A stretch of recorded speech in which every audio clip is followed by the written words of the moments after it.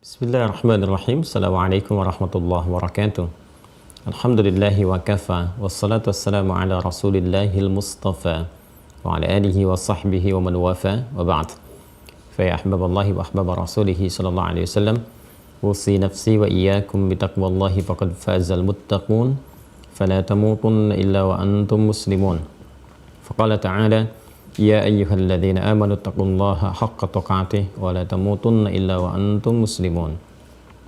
Saudara-saudariku dimanapun Anda berada, alhamdulillah bersyukur pada Allah Subhanahu wa taala kita masih diberikan kesempatan untuk berkehidupan sampai dengan detik ini. Kita bermohon pada Allah Subhanahu wa taala semoga setiap kesempatan yang diberikan untuk kita beraktivitas dapat ditenun menjadi amal saleh yang diridhai oleh Allah Subhanahu wa taala. Kita bermohon pada Allah Subhanahu wa taala semoga saudara-saudari kita, hamba-hamba Allah yang berkehidupan sampai detik ini namun belum beriman, dikuatkan jiwa mereka, hati mereka, lisan mereka untuk bersyahadat sebelum wafat dan kembali kepada Allah Subhanahu wa taala. Pun demikian dengan para pelaku maksiat dan dimungkinkan kita berada di antaranya, diberikan sentuhan dalam jiwanya untuk bertaubat dan kembali kepada jalan yang baik, meniti sisa hidup yang mulia, hayatan thayyibah, dan semoga juga diwafatkan dalam keadaan husnul khatimah. Untuk itu mari kita berikhtiar kepada Allah Subhanahu wa taala dengan menguatkan keimanan kita melalui pembelajaran pada tatanan syariat kita, dengan menguatkan sisi keilmuan, dan terkhusus adalah pokok keimanan kita, pondasinya yaitu bab tentang akidah.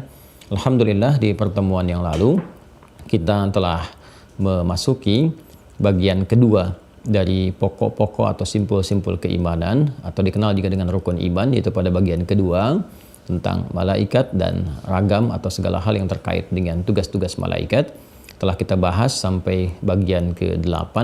Kemarin kita masuki tentang mungkar dan nakir. Sekarang kita akan masuki pada bagian yang terakhir terkait ragam tugas malaikat yang terkait berkelindan dengan kehidupan kita atau misi kita di muka bumi ini. Baik, sebelumnya saya ingin urutkan terlebih dahulu supaya kita selalu merasakan ketersambungan dalam pembahasan kita, bahwa dalam meningkatkan keimanan kepada Allah agar keadaan kita selalu yakin, menepis keraguan, dan dengan itu menghadirkan cahaya yang menyemangati seluruh anggota tubuh kita untuk beribadah kepada Allah Subhanahu wa taala, maka ada 6 simpul utama yang harus dikuatkan ikatannya, sehingga dengan itu tertanam erat dalam jiwa kita, mengikat kuat ya dalam hati kita. Ikatan ini disebut dengan akidah. Simpulnya ada 6. Yang pertama adalah mengenal Allah Subhanahu wa taala dan segala yang terkait dengannya. Tujuan dari ini semua adalah lahirnya zikrullah, ketersambungan kita, online kita dengan Allah dalam setiap keadaan. Alladzina yadhkurunallaha qiyaman wa qu'udan wa 'ala junubihim wa yatafakkaruna fi khalqis samawati wal ard. Ya, itu ada di Quran surah ke-3 Ali Imran di ayat yang ke-191. Karena itu selalu di setiap pertemuan kita mencoba untuk berevaluasi diri dulu sebelum masuk ke pembahasan berikutnya. Coba dilihat capaian-capaian dari pembahasan sebelumnya. Jadi saya menginginkan dari pembelajaran itu ada pengamalan, ada evaluasinya. Jadi aspek keimanan kita kepada Allah sudah sampai mana? Sejauh mana kita memahaminya? Apakah sudah ada rasa-rasa yang tertanam pada jiwa kita? Ya, seperti saya sampaikan sederhananya, melihat anak dan mengingatkan kita kepada Allah bahwa ini adalah titipan dan pasti akan dipertanggungjawabkan. Kemudian itu menjadi feedback, ya, titik balik, umpan balik kepada kita itu untuk bersikap dengan memperhatikan yang terbaik sebelum berpulang pada Allah Subhanahu wa taala. Demikian melihat pasangan sebagai titipan Allah, demikian melihat benda-benda yang hadir di sekitaran kita sebagai amanah. Itu puncaknya zikrullah, ya. Dan untuk zikrullah ini ada 3 tahapan. Aspek ilahiyat, teologisnya, ya, aspek rububiyatnya yang terkait dengan perawatan, ya, pemberian kebutuhan dan sebagainya. Juga nanti ada babnya al-asma al-husna, ya, baik sifat-sifat yang pokok, yang dasar, nama-nama yang diperkenalkan oleh para ulama 20 sampai dengan 99 dan sebagainya. Itu hal-hal yang pernah kami sampaikan. Silahkan dicek kembali.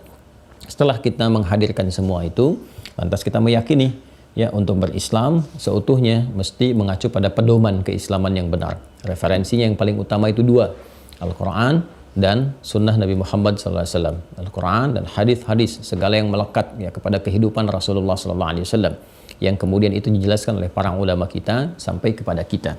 Ya, untuk meyakini itu semua, maka dasarnya adalah yang pokok. Setelah kita meyakini Allah, kita mesti meyakini kebenaran risalah Rasulullah.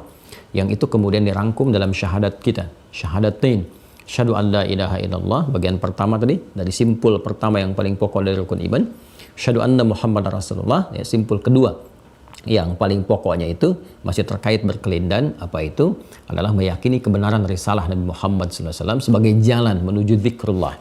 Ya, jalan menuju ingat, menyembah. Ya, zikir itu kan bukan sekedar mengingat, tapi juga ada aspek menyembah di dalamnya. Mengingat itu dibuktikan dengan penyembahan, dibuktikan dengan amal soleh. Karena itu sholat pun disebut dengan zikir. Ya, Quran surah ke-20 Taha ayat ke-14. Innani anallahu la ilaha illa ana fa'budni wa aqimis salata lidzikri. Ya, demikian doa juga disebut dengan zikir. Quran surah ke-7 ayat 205. Wadhkur rabbaka fi nafsika tadarruan wa khifatan wa duna jahri minal qaul. Dan amalan lainnya yang disebut dengan zikir, termasuk baca Al-Quran, menghafal Al-Quran, ya, membaca kalimat thayyibah dan sebagainya. Baik, untuk meyakinkan itu dan bisa menghadirkan amalan yang maksimal, kita mesti meyakini risalah Nabi Muhammad. Pembuktian kerisalahan itu diantaranya babnya adalah mengetahui tentang wahyu yang diturunkan kepada beliau. Dan itu bisa dibuktikan dengan mengenal sifat malaikat yang menurunkan wahyu, yaitu malaikat Jibril. Karena itu telah kita tuntaskan pembahasan tentang Jibril, bagaimana sifatnya menurunkan wahyu, ya, seperti apa dia turun, bagaimana wahyu diturunkan, sampai dengan kemudian setelah dia purna tugas apa yang Allah memberikan kepadanya untuk dilakukan, kewenangannya apa dan sebagainya. Dan penguatan-penguatan seperti apa yang oleh Allah Subhanahu wa taala diberikan kepada Jibril kewenangannya, selalu menunjukkan kepada kita tentang kebenaran risalah Nabi Muhammad sallallahu alaihi wasallam. Yang saya katakan tiap tahun itu dalam malam Al-Qadar, Jibril memimpin para malaikat untuk turun ke bumi, diantaranya untuk menguatkan risalah Nabi Muhammad sallallahu alaihi wasallam berupa Al-Qur'an. Ya, berupa Al-Quran, sehingga malamnya begitu sempurna, disebut dengan malam Al-Qadar, pahala yang melimpah. Tanazzalul malaikatu warruh, ya, para malaikat turun dipimpin oleh malaikat Jibril. Setelah kita mengetahui kebenaran risalah Nabi Muhammad, pembuktiannya lewat turunnya wahyu, malaikat, mengenal malaikatnya Jibril dan sebagainya, lalu setelah itu kita mencoba untuk medomani, ya, isi Al-Quran. Makanya feedbacknya dari pengenalan kita dan pembenaran kita terhadap risalah Nabi Muhammad SAW adalah, ya, fokus kita untuk mendalami pedoman yang dibawa oleh Rasulullah, disampaikan sehingga tiba sampai di masa kita ketahui, maka dipahami, dibaca, dipahami. Ya, karena isinya berupa petunjuk, pedoman, disebut dengan hudan namanya. Jadi Al-Quran diturunkan itu bukan sekedar untuk dibaca, tapi diketahui pedomannya dan diamalkan. Itu yang dimaksudkan Quran surah kedua Al-Baqarah ayat 185. Syahrul Ramadan alladzi unzila fihi al-Quran hudal linnas. Ya, tidak mungkin kita bisa mengetahui pedoman berkehidupan yang ditunjukkan lewat Al-Quran kalau kita tidak berinteraksi dengan itu. Harapannya apa? Ketika mendapatkan hudan itu, ketika hudan kita dapatkan, harapannya kita mendapatkan rahmat, ya kan? Kita mendapatkan keberkahan, kita mendapatkan rezeki yang baik dan sebagainya. Dan semua itu kalau digabungkan adalah kebahagiaan. Kebahagiaan disebut dengan falah, sesuatu kebahagiaan dan kesuksesan yang digenggam disebut dengan aflah. Orangnya disebut dengan muflih, jamaknya disebut dengan muflihun. Itu yang ditegaskan di Al-Baqarah ayat kelima. Ulaika ada hudam mir rabbihim. Mereka itulah golongan orang-orang yang mendapatkan petunjuk-petunjuk Allah, ya kan?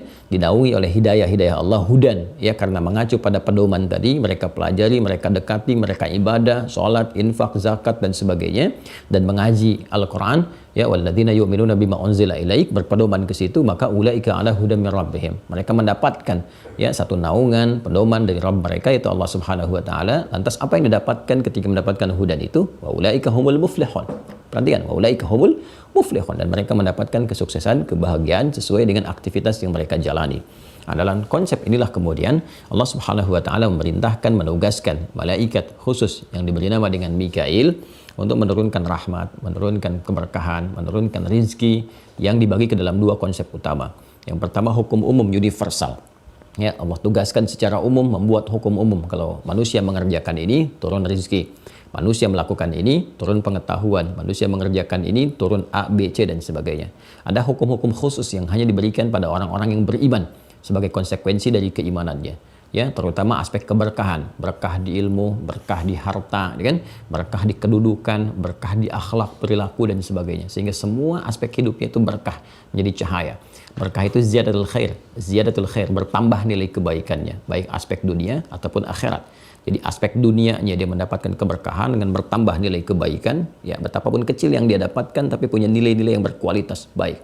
Saat bersamaan dituliskan pahala. Nah, itu yang dimaksudkan bertambah keberkahannya, kan? Dia minum, alhamdulillah, minumnya biasa. Ya mungkin nggak seperti kebanyakan orang yang ragam minuman ada. Dia minum biasa, memenuhi kebutuhan, cuma berkah. Karena berkah itu melahirkan tenaga. Tenaganya yang masuk ke tubuh bisa digunakan untuk melakukan aktivitas kebaikan. Dia sanggup sholat, sanggup tahajud, kan? Sanggup puasa, sanggup untuk beramal soleh, bekerja seperti yang lainnya.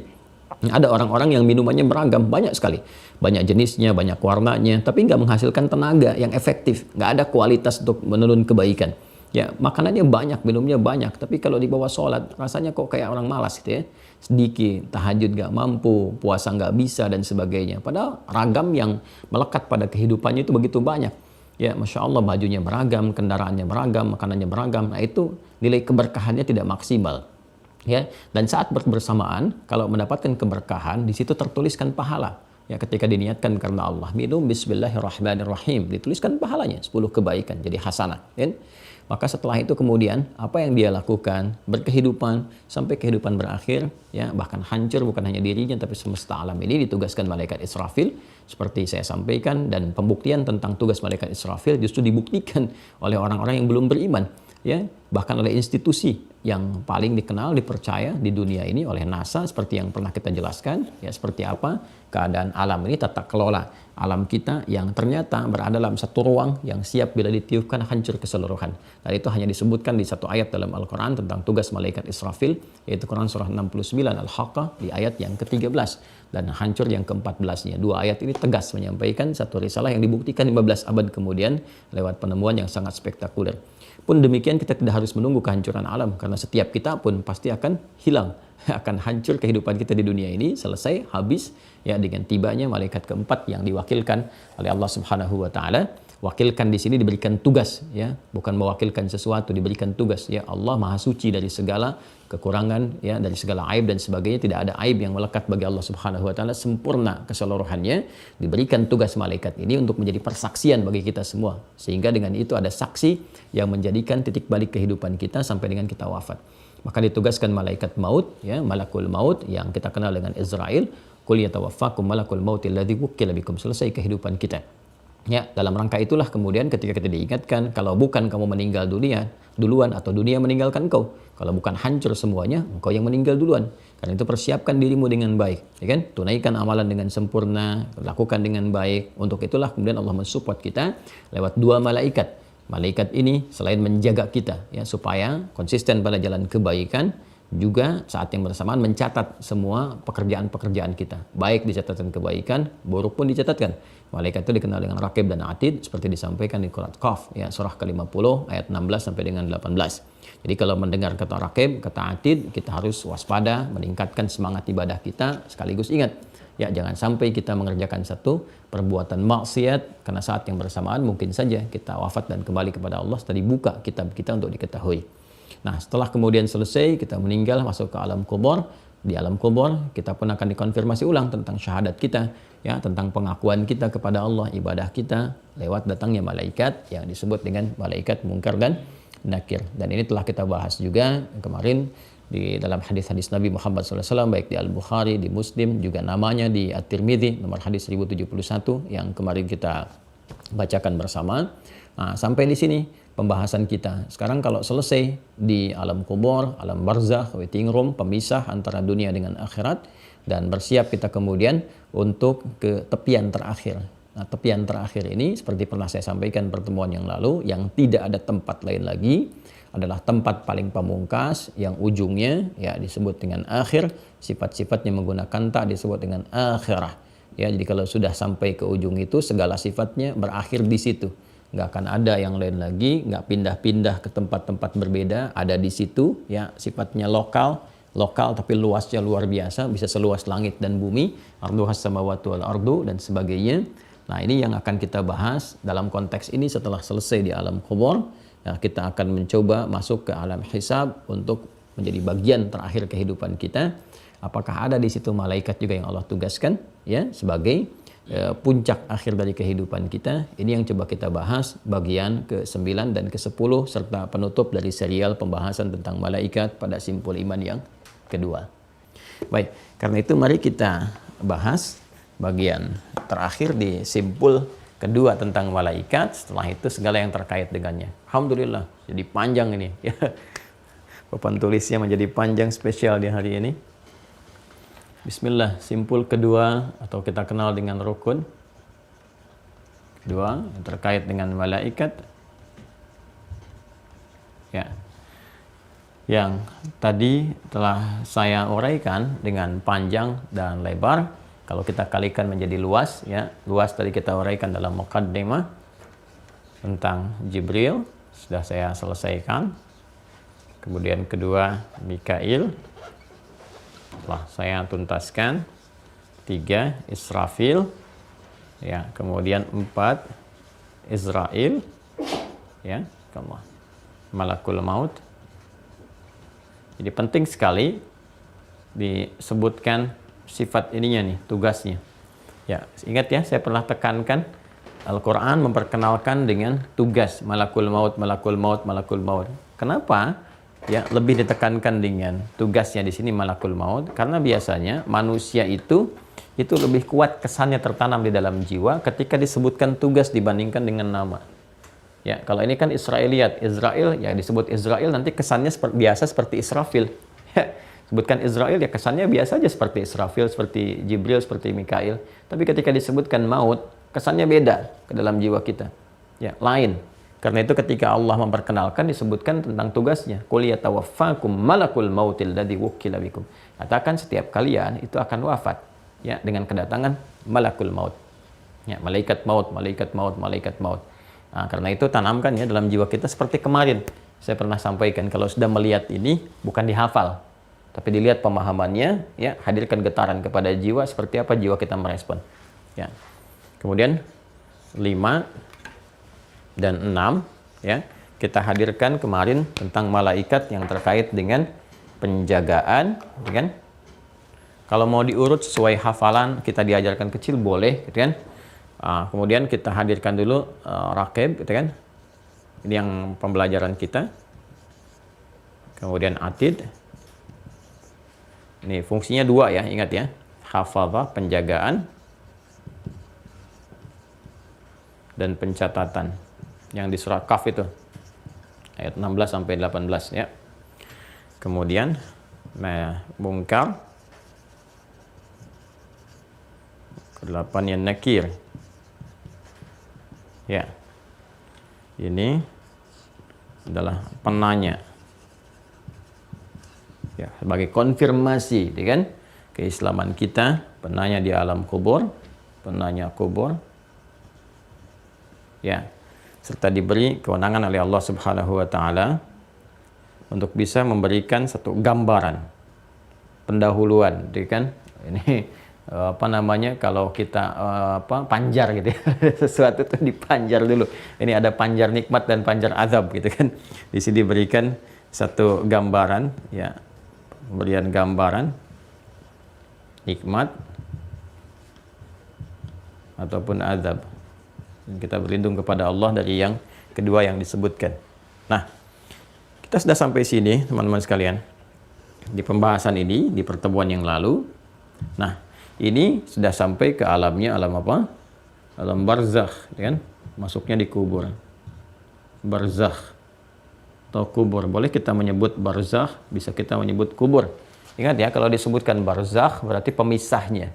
Ya, sekat pemisah yang tidak tampak di antara dua yang tidak bersatu. Bainahuma barzakhul la yabghiyan di Al-Qur'an di surah Ar-Rahman, kan? Kalau kubur itu menunjuk kepada keadaan atau tempatnya. Ya, yang dia di situ ditutup, disembunyikan. Kalau dalam bahasa Arab standar itu ya qabara yakbiru atau yakburu, menyembunyikan sesuatu sehingga nggak tampak lagi jejaknya, aktivitasnya, ya ditutup ya sehingga jejak kehidupannya di dunia itu ya sudah tidak bisa dilakukan lagi, nggak ada lagi, nggak kelihatan lagi dan sebagainya. Nah, tempatnya disebut makbarah, tempat menyimpan seseorang atau menyembunyikan atau menutup seseorang sehingga nggak tampak lagi semua aktivitasnya dalam kehidupan kita, gitu kan? Nah, ada juga setara dengan itu namanya dafana yadfan, dufina, ya, selalu menggunakan bentuknya past tense, majhul, dufina, dikuburkan, hilang gitu, selesai. Nah, ini alamnya. Dan tentu ini kan kedua ya. Ini waiting room kan, seperti saya sampaikan, tempat transit ya. Ya. Transit waiting room. Tapi yang namanya transit kan kalau kita ke bandara, kemudian transit di bandara kan macam-macam tuh. Kita masuk waiting roomnya. Ada yang enak, nyaman, ya, full service juga, bahkan ada AC-nya, ada macam-macamnya. Ada yang kelasnya VIP, ya kan? Kalau ada platinum kan di tempat-tempat tertentu kan beda itu tempat istirahatnya juga. Masuknya macam-macamnya, full service, segala minuman, segala rupa, itu waiting room, itu belum sampai ke tujuan. Ya, tapi ada yang kalangan tertentu udah nggak enak tempatnya gitu kan, toiletnya kotor, macam-macamnya, jadi keadaannya juga keringat berkumpul dan sebagainya, lelah gitu ya. Nah, ini bergantung di sini. Nah, ini setelah kita menjalani kehidupan di bumi, al-ard, ya. Ard di sini kita artikan bumi karena tempat kita berpijak, beraktivitas, ya.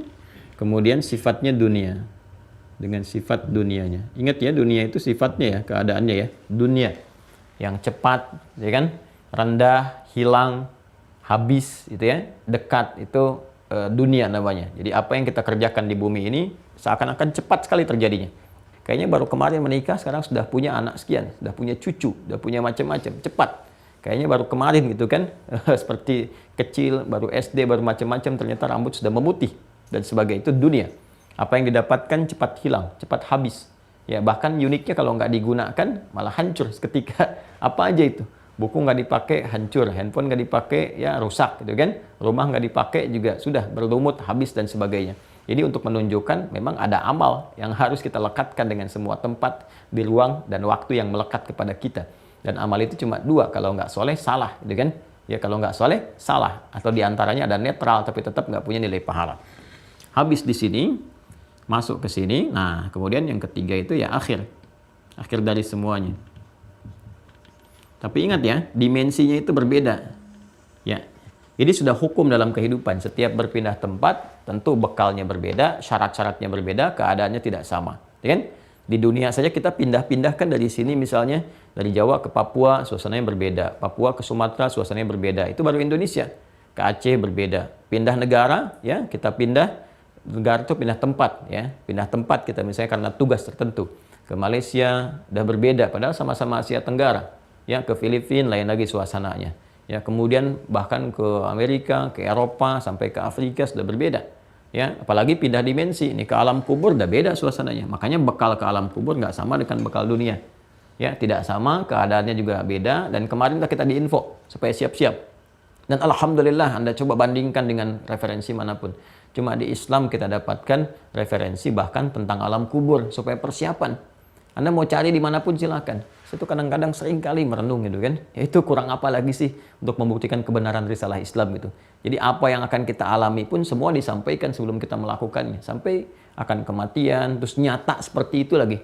Apa yang disampaikan itu terjadi begitu gitu kan. Itu sesuatu yang sebetulnya harus membangkitkan keyakinan kita untuk menghadirkan satu kebenaran, dan kita mengatakan fabi ayyi ala rabbikum atukadziban. Nah, selesai ini semua, maka berakhir tempat yang terakhir. Ya, karena itu akhirnya dari bahasa Arab, al-akhir, yaumul akhir, ya, hari yang terakhir, semua ada di situ. Kemudian segala sifat yang terkait dengan akhir ini ya sudah penghujungnya. Ujung yang nggak ada lagi setelah itu gitu kan. Nggak ada lagi kehidupan pasca ini, nggak ada lagi aktivitas pasca ini, semua di sini. Ya, segala sifat yang terkait dengannya ditambahkan dengan tak ini. Akhirah. Ya, jadi kalau ini yang pertama, ya kan? Ini sekat pemisah, ini yang terakhir.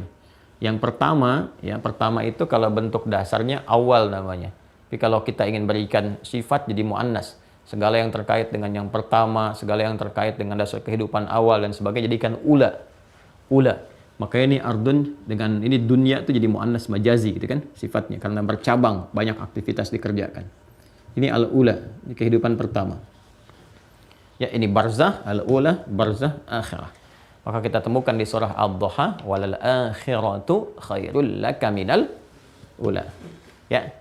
Dan yang ini ini akan menjadi tempat terbaik kata Allah. Kalau kita benar menyiapkan, cari bekal yang terbaik gitu kan.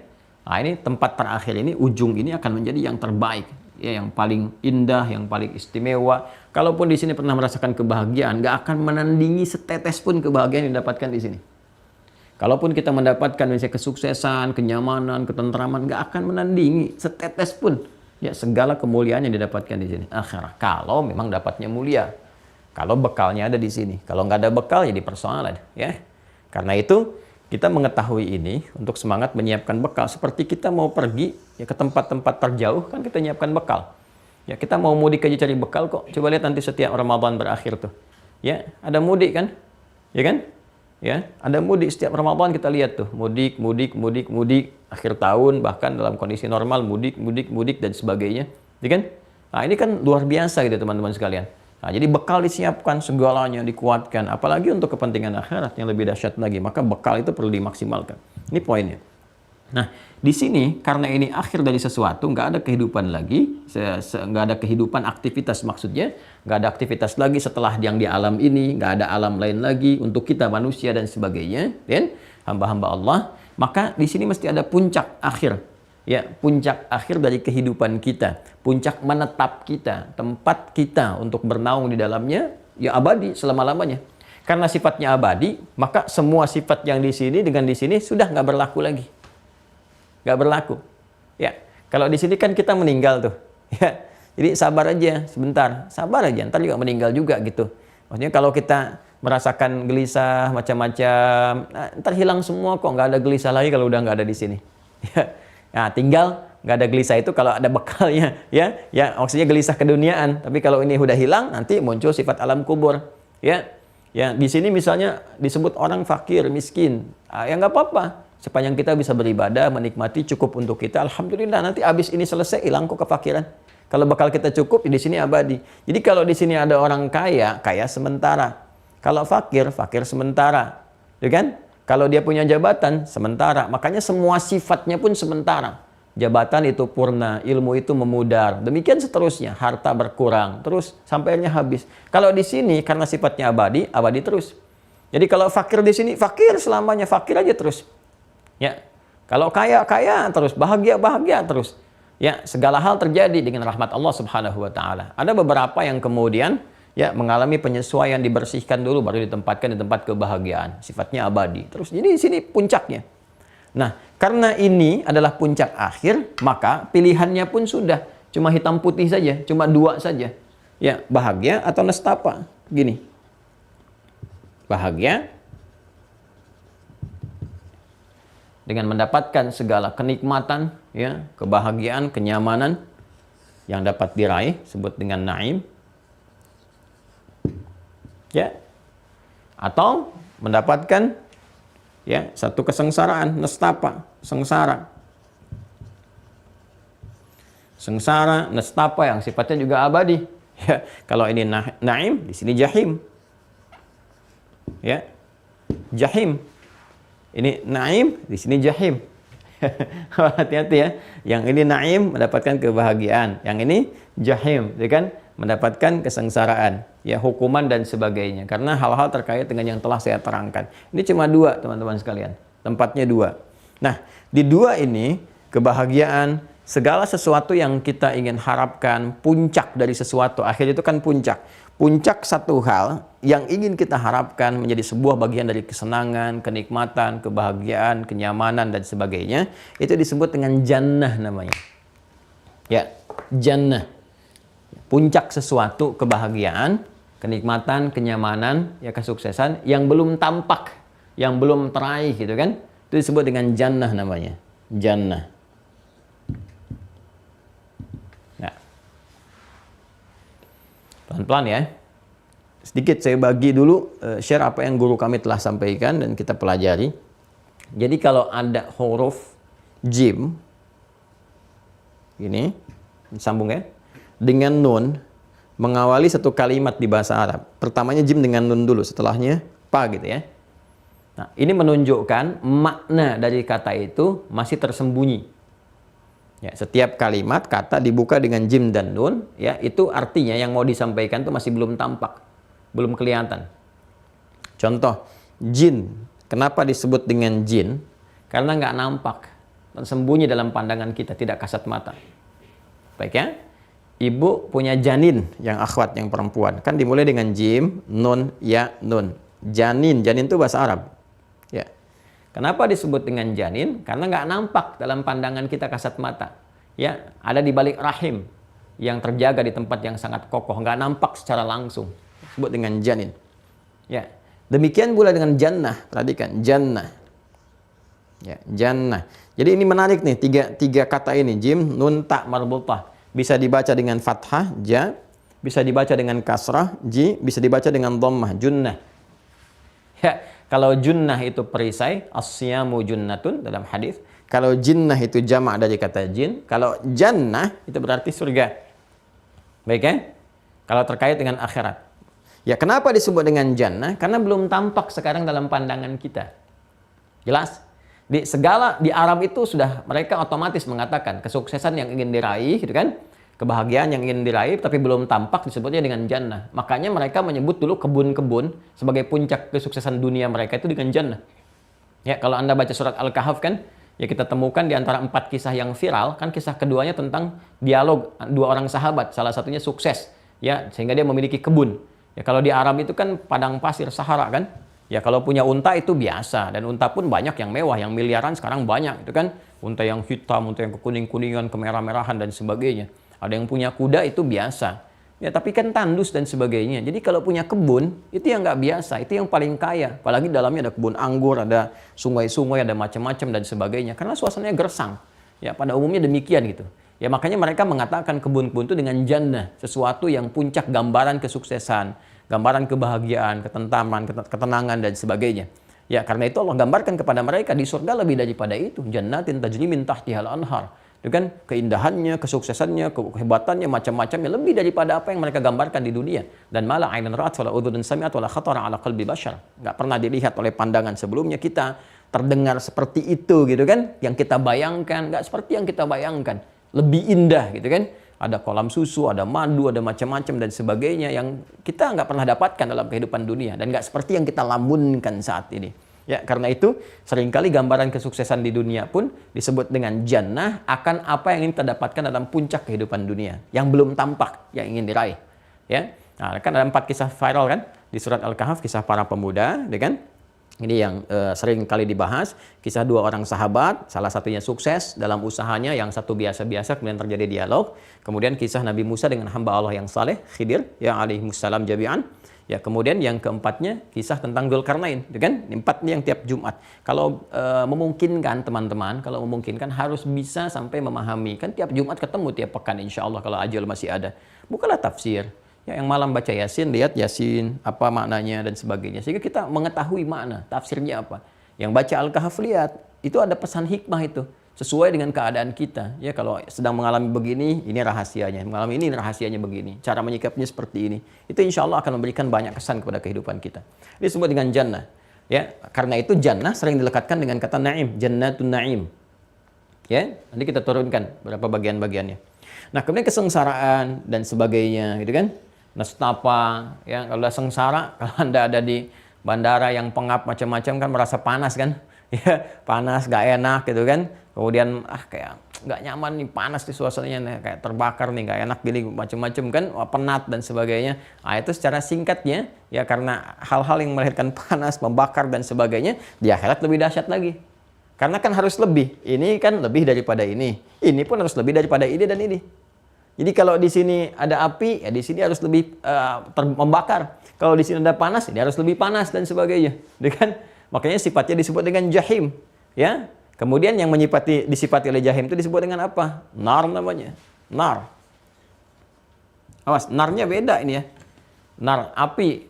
Wah, Anda jangan katakan enak dong. Kalau setan ya diciptakan dari api, jin bahannya api gitu kan. Setan iblis itu kan asalnya dari jin yang menyimpang. Quran surah ke-18 Al-Kahf ayat 50. Wa idz qulna lil malaikati isjudu li Adam fasajadu illa iblis kana minal jinni fafasaqa an amri rabbih. Kan? Iblis itu asalnya dari jin yang menyimpang. Sedangkan jin itu bahan penciptaannya api yang menyala-nyala. Quran surah 15 ya. 15 Al-Hijr di ayat ke-27. Wal janna khalaqnahu min qablu min naris samum. Sedangkan para jin kami ciptakan sebelum manusia dari api yang menyala-nyala. Anda jangan katakan begini, enak dong. Ya, kalau dari api diciptakan balik ke api lagi. Ya. Pikirannya jangan sempit ya, belum tentu karena kualitasnya nggak sama. Ya. Dan api ketemu api itu belum tentu juga biasa. Ini kulit ketemu kulit aja bisa kencang. Ini tangan ini kan terbuat dari kulit, pipi terbuat dari kulit. Ketika ditampar kan terasa bagaimana rasanya. Ya itu yang pernah ada dialog ya dari salah seorang yang alim luar biasa ditantang oleh orang-orang liberal pada masanya. Kan nantangin dan banyak orang kalah dan debat. Satu kali tibalah kemudian anak ini masih anak-anak menuju anak muda dan cerdas sekali dan sebagainya. Dan dia berkata, gitu kan? Salah satu pertanyaannya tadi, setan enak dong dicipta dari api balik ke api. Ya, apa jawabannya? Suruh mendekat, begitu mendekat ditampar, pak. Dan marah orang itu.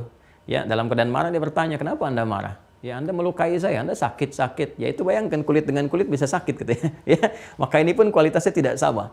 Ya, manusia dari tanah kembali ke tanah, masuk tanah aja kan silakan bagaimana rasanya. Ya, sedangkan semakin ke bawah kan semakin panas gitu kan. Ya, bagaimana keadaan di dalam tanah, semakin ke bawah lapisannya berbeda dan sebagainya. Jadi ini teman-teman sekalian, ini disebut dengan nar. Ya, nar karena sifatnya tadi lebih daripada ini, ya kan? Kalau yang ini hawa terasa panas, ini ya ini harus lebih kuat, lebih membakar. Ya, sifatnya harus lebih membakar, lebih panas, ya kan?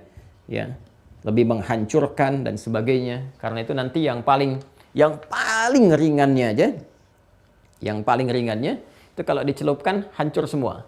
Sekali celup hancur. Ya, nanti disisakan bagian kulitnya itu dibentuk kembali. Ya, hancur balik, dinaikkan lagi, dibentuk lagi. Di Quran surah ke-4. Coba lihat. Quran surah 4. Ayat 56. Ya. Ini standar nar, gitu kan? Standar nar diserap ke dalam bahasa kita menjadi neraka. Nar jadi neraka ya, dalam bahasa kita diartikan dengan neraka. Ya. Kalau ini diserap ke kita disebut dengan surga, gitu kan? Padanan walaupun nggak semisal yang kita bayangkan. Ya. Jannah ini yang paling mewakili semua nikmat dan disifati juga dengan naim. Ya. Kalau ini kita disebut dengan neraka dengan sifat-sifat tadi, ya.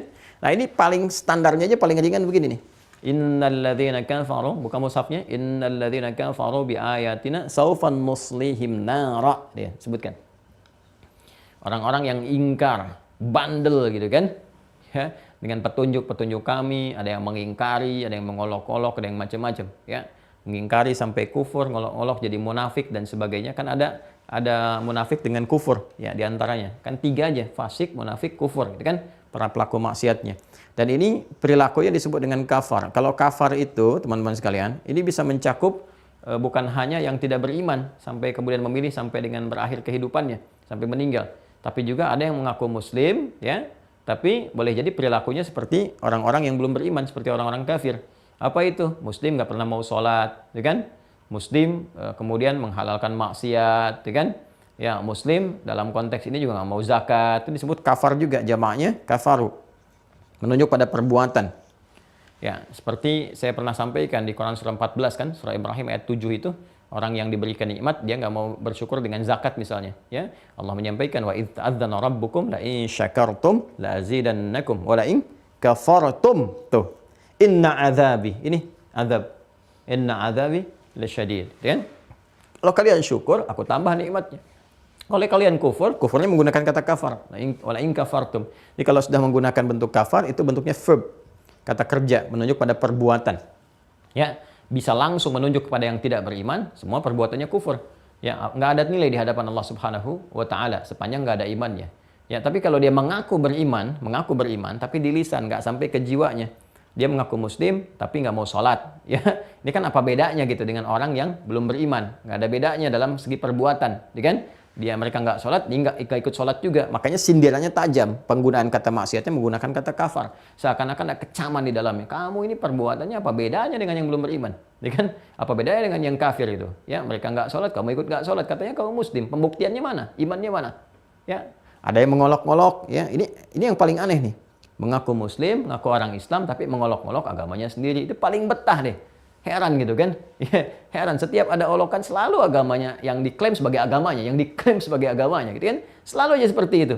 Ya nggak pernah dia bicara tentang yang lain. Kalau yang lain yang baik-baik, semua kesannya tuh seperti itu. Tapi kalau bicara yang dia katakan agamanya sendiri, itu selalu yang munculnya yang jelek-jelek.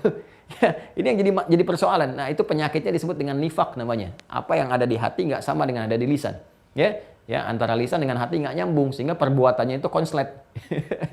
Lisan dengan hati nggak nyambung, ya perbuatannya apa? Konslet. Kalau nggak nyambung kan arus listriknya jadi kemana-mana tuh. Ya, kan terus kalau listriknya semakin kuat, ya kan? Ya, konslet nggak nyambung kan nyambar-nyambar begini-begini tuh. Itu kan berbahaya gitu. Ya, makanya selalu fisika itu terkait erat dengan konsepsi kehidupan kita secara metafisik. Ya. Nah, ini sama begini teman-teman sekalian. Makanya disebut dengan penyakitnya nifak namanya. Penyakitnya ada di sini, di dalam jiwa, ya, di kolbu. Kolbu jamannya kulub. Penyakit yang merang kepada kulub disebut marad namanya. Fi qulubihim marad, ya. Nah, esensi dari sifat dari marad ini disebut dengan nifak namanya. Orangnya disebut munafik. Jamaknya disebut dengan munafikun. Ya, munafikun pun sama, dikecam juga, bahkan ancamannya lebih tinggi. Ya, innal munafiqina fi darqil asfali minan nar. Kalau ini nar ini, dia itu paling bawahnya tuh, bawahnya lagi di bagian bagian bawah keraknya, kerak yang paling dalam. Ya, nanti ditarik. Kita bicara yang standar dulu yang ini nih, yang paling standar. Ya. Innal ladzina kafaru bi ayatina, orang-orang ingkar, ya kadang mengolok-olok dan amalnya sangat tipis, dikit, bahkan tidak ada yang mengaku muslim, ya ada yang juga nggak beriman. Ini paling ringan, sawfa nuslihim nar, akan kami tarik tuh ubun-ubunnya. Ya, dan menggunakan di situ ta'zimun nafsi li ta'zimi sya'ni. Ya kan, dengan keagungan Allah Subhanahu wa taala, Allah menjanjikan kalau kamu memang ingkar dari sekarang, aku janjikan ada kesempatan taubat sampai kamu wafat dengan sifat rahman Allah Subhanahu wa taala. Tapi kalau diberi kesempatan sampai akhir dengan nikmat, ya, dengan segalanya, diberikan perangkat hebat, kebutuhan bahkan melebihi standar orang biasa, nggak menghubungkan dia dengan Allah juga, nggak mengingat juga, gitu kan? Maka ancamannya tinggi. Ya, dengan keagunganku kata Allah akan ditugaskan, diberikan wewenang. Ya, kepada hamba Allah nanti yang sangat mulia, punya sifat tertentu, ya, dia akan menarik langsung ubun-ubunnya tuh. Muslihim nar, tarik ubun-ubunnya, celupkan ke neraka. Dan kullama nadijat, ya, juluduhum, ya, sudah matang tuh dicelupkan, begitu dicelup begini langsung hancur. Ya, angkat lagi. Jadi tugasnya itu, ya, celupkan, angkat, zabaniyah itu kan, ya, tarik ubun-ubunnya tuh, ya. Diambil sama orang Betawi itu, gua jabanin katanya. Itu dari Jabaniyah itu. Zabaniyah, tarik tuh, ya, ubun-ubunnya tuh celupkan. Jadi Anda pernah bikin teh celup kan? Ya, teh celup kan begini kan? Gini kan? Nah, itu tugas malaikat, cuma celup, angkat, tuh sekali celup hancur. Kullama nadijat juluduhum baddalnahum juludan ghairaha liyadzuqul adzab. Setiap dicelupkan hancur, ya, angkat lagi, ya, bagus lagi, kan? Kulitnya tumbuh lagi, hancur lagi. Sekali celup, kan? Ya, kalau seharinya sama dengan 1000 tahun kan? 1 detiknya sama dengan 48 hari itu rasanya. Pek, masuk. Nah, jadi ini dua tempat ini. Dua tempat ini disiapkan oleh Allah Subhanahu wa taala, imma jannah atau an-nar sebagai puncak terakhir. Sesuatu yang disimpan, tempat untuk penyimpanan tertentu yang disiapkan dan sebagainya, ya kan? Nah, itu disebut dengan makhzan namanya. Makhzan dari kata khazana. Nah, seperti ini. Ya.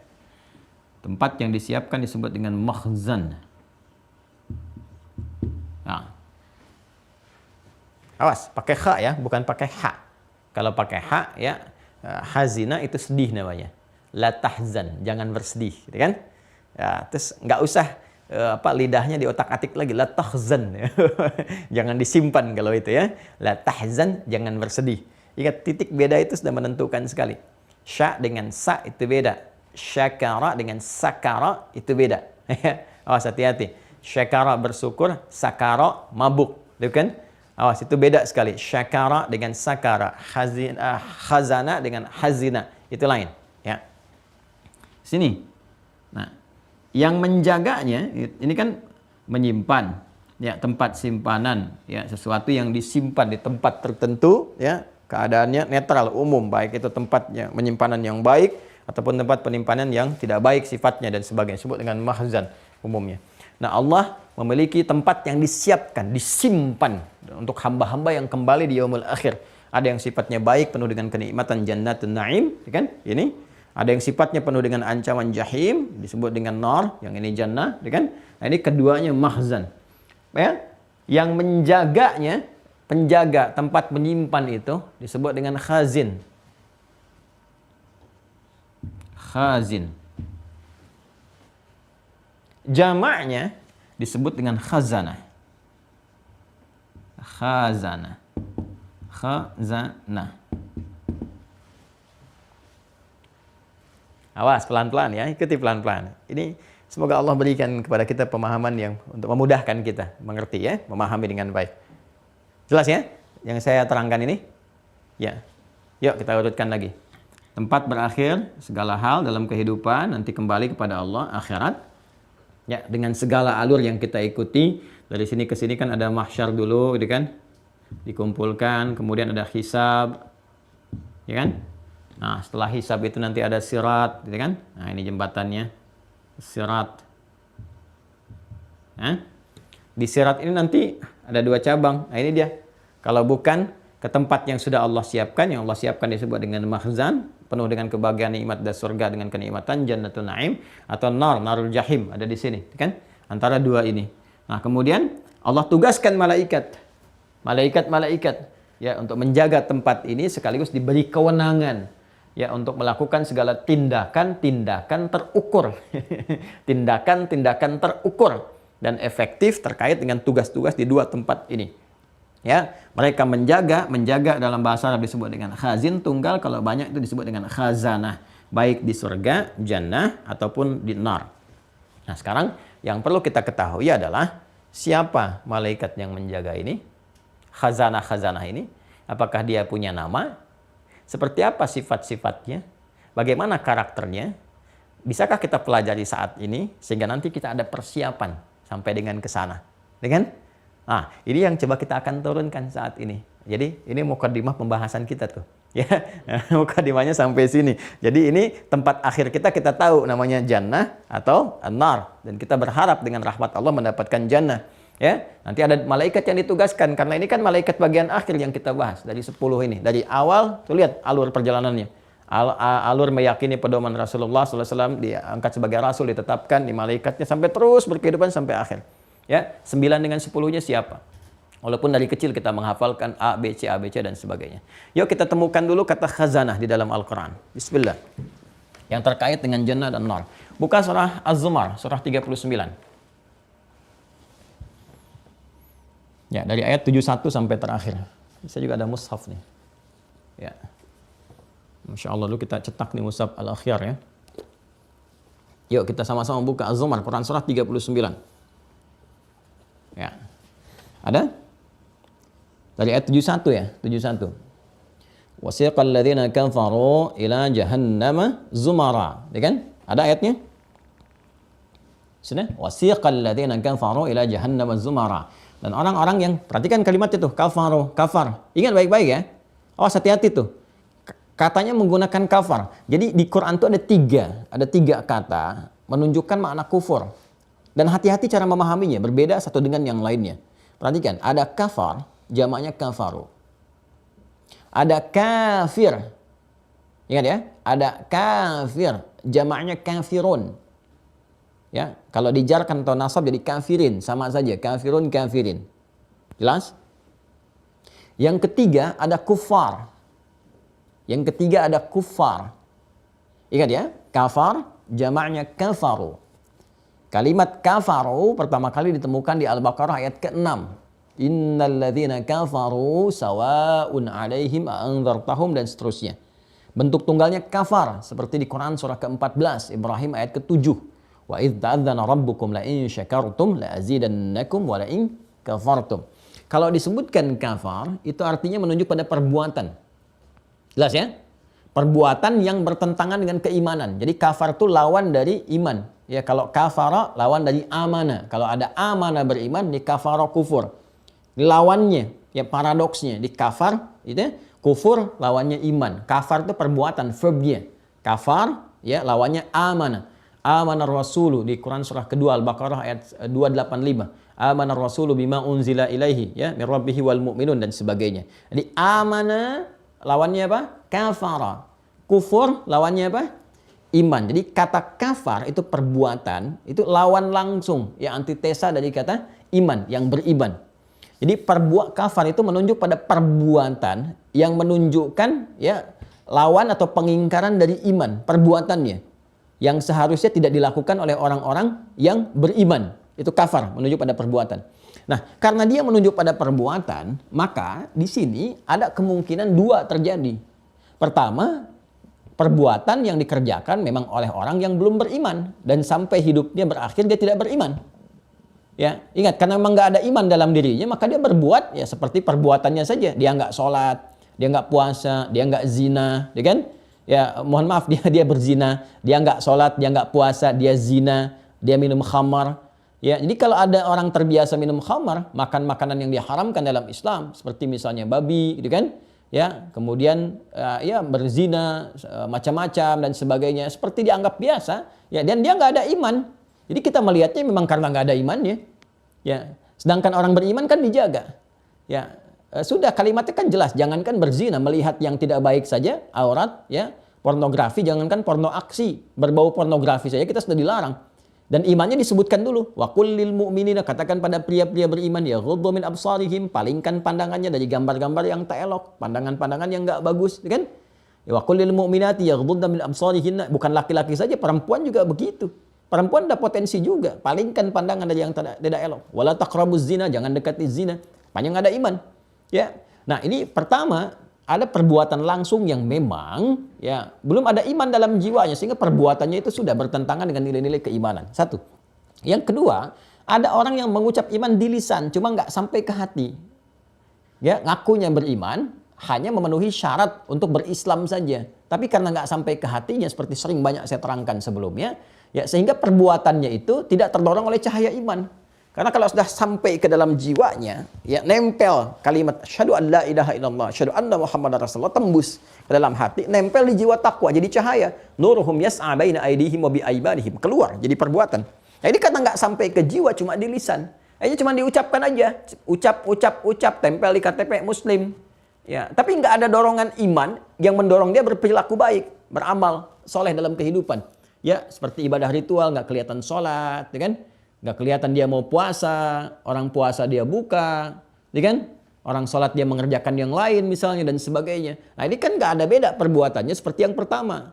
Cuma perbedaannya pada titik yang pertama memang tidak mengucapkan ikrar dia beriman, yang kedua ini mengatakan saya beriman berislam, cuma imannya nggak sampai kepada jiwanya. Maka oleh Allah itu dikecam. Kamu mengatakan beriman, tapi nggak menunjukkan iman kamu. Perbedaannya di mana? Letaknya di mana? Ya kan? Maka disebut perbuatannya disamakan dengan kata kafar. Kafaru. Ya, seperti tadi, orang yang diberikan kenikmatan harta nggak mau zakat. Lantas bedanya apa dengan yang belum beriman? Kalau mereka nggak berzakat karena nggak ada iman. Kamu ada iman nggak mau zakat. Maka kalimat Qur'annya wal in kafartum. Nah, ini ada orang-orang yang seperti ini, teman-teman sekalian, itu disamakan kalimat untuk kecaman. Kalau kembali kepada Allah, tetap memegang teguh perbuatan demikian, nggak taubat dia, maka nanti akan ditimbang ya, di akhirat. Ya, akan dicek dulu, bahkan akhir hidupnya akan ketahuan. Jangan mudah bisa diduga ringan mengucapkan asyhadu an la ilaha illallah walaupun dia mengatakan saya muslim. Belum tentu kalau nggak disupport dengan amal-amal menunjukkan keislamannya, real Islam yang sejatinya gitu kan. Sampai kembali kepada Allah ditimbang. Nah, ini berpotensi ada orang-orang ini pelaku maksiat dengan levelnya sampai ke kafar ini, ya perbuatan menyimpangnya, fusuk atau fasiknya itu sampai ke level kafar, ini berpotensi mendapatkan ya hukuman di akhirat. Ya, hukuman karena memang iman tidak dibuktikan, jadi seakan-akan nggak ada kebenaran dari imannya. Nah, itu walaupun dia masuk di tingkat yang terendah tadi, dia masuk ke dalam tempat yang tadi saya sebutkan, Quran surah keempat An-Nisa ayat 56 dengan segala nuansanya yang kita menghindar darinya, ya kan? Nah, kemudian di sini yang disebutkan wasiqal ladzina kafaru, ya kan? Menggunakan kata kafar. Ingat. Jelas ya? Menggunakan kata kafar. Jadi ada ini tingkat yang paling tingginya nih di nerakanya nih. Wasiqal ladzina kafaru ila jahannama zumara. Jadi kalau nar jahim aja udah begitu membakar, apalagi jahanam. Jahanam itu kan puncak tertinggi terbesarnya. Ya, jadi Al-Quran menampilkan yang tertingginya dulu untuk memberikan sebuah getaran kepada jiwa, jangan sampai masuk yang ke situ gitu ya. Jahanam itu kan puncak yang tertingginya. Ya, sampai-sampai kalau diserap ke dalam kehidupan kita pun, orang kalau mengutuk sesuatu sudah menggunakan kata jahanam, artinya kan sudah buruk sekali. Ya, coba deh kalau misalnya ada perbuatan yang betul-betul nggak disukai dan sebagainya, dan kita ingin menghindarinya, saking buruknya kan disebutnya dengan jahanam kan.